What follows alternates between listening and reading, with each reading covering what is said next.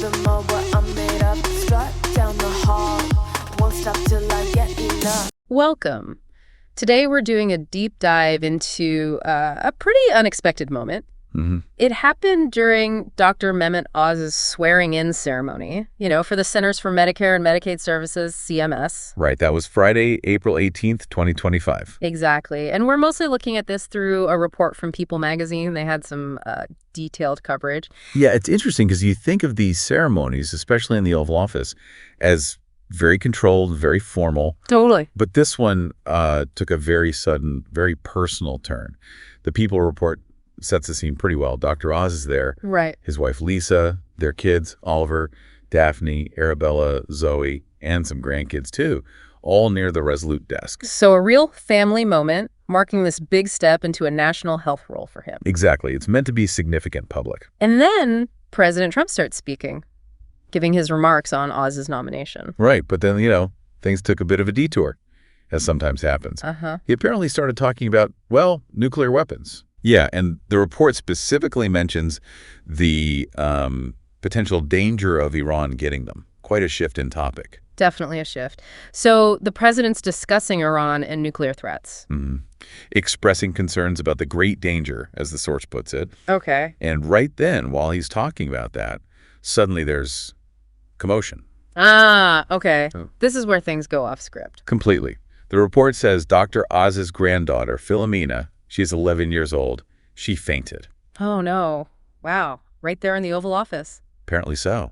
People even reported that some footage caught one of Oz's daughters yelling out. Yelling what? Something like, Philo fainted, Dad, go. Oh, my goodness. You can just imagine the scene. Panic, concern. Absolutely. That immediate instinctive reaction, family first. So Dr. Oz reacted immediately. Yes. The report confirms he went straight over to check on Philomena. He did return to the president's side briefly afterwards, though. But the disruption, I imagine, didn't just stop there. Not at all. That's when the aides stepped in.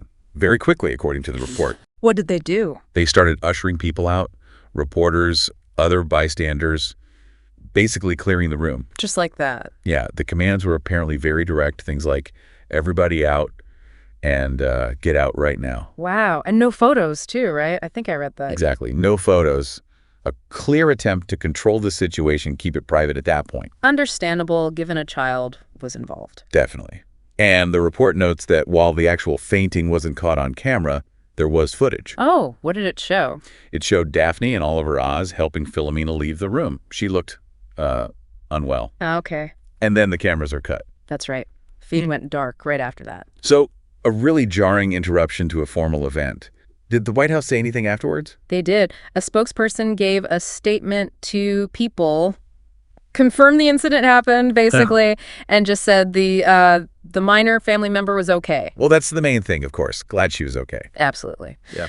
So the big takeaway here is really that stark contrast, isn't it? Between this planned, formal swearing in for a major health role. And this sudden, very personal medical incident that just stopped everything. Exactly. It completely shifted the narrative of the day for him. And it's interesting to remember, just for context, Oz's path to this point. Right. This wasn't his first time in the political spotlight.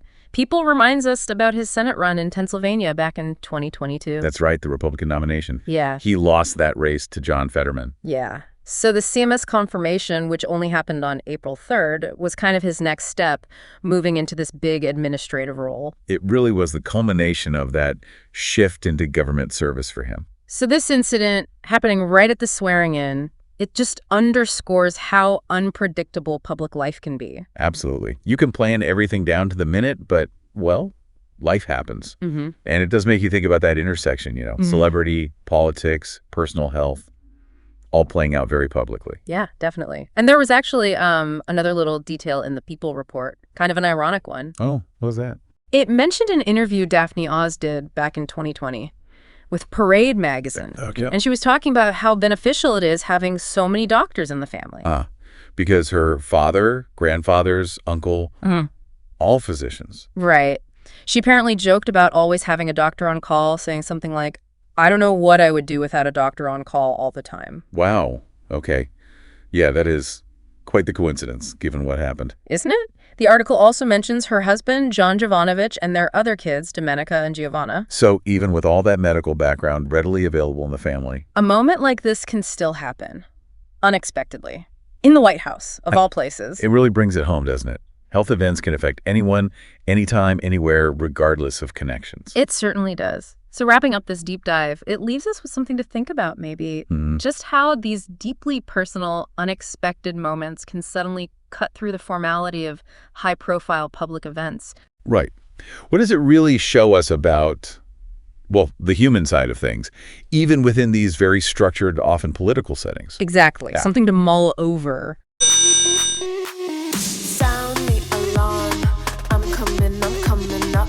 We'll have a ball. I'm sweet like a buttercup. You're a Barbie doll.